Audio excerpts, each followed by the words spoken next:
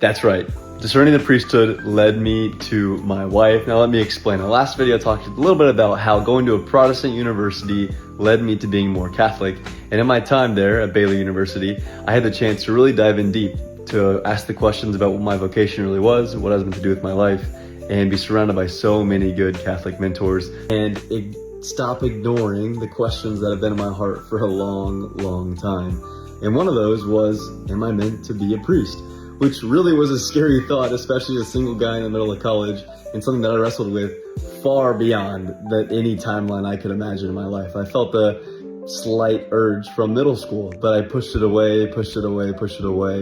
Why would I want to be a priest? Why would I want to be a single person for the rest of my life? And that was kind of the farthest I ever questioned it until I got to college and surrounded by great mentors, especially other great Catholic priests who allowed me to see the beautiful perspective of what a priest's vocation can look like, the call of singlehood and also celibacy for the kingdom of God. And that just blew my mind. And it was in a formalized discernment process called Discernment 180. If you've never heard of it and you're thinking about discerning, you've got to check it out.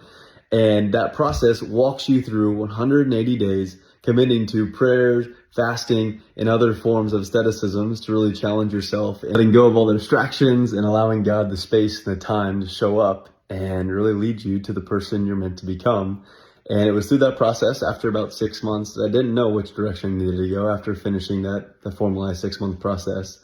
So 2 months of waiting and praying and really asking God to lead me in one way or the other, I really got introduced to who is now my wife. And if it was not for that discernment process, allowing my heart to be at peace and giving God every single ounce of my freedom and my surrender and allowing him to open up the door, then I would not be content enough or confident enough to have proposed and now also be married. So if it really was not for the formalized discernment process, let alone giving God the opportunity to call me to be a priest, I would not be as content and as happy as I am in my marriage today.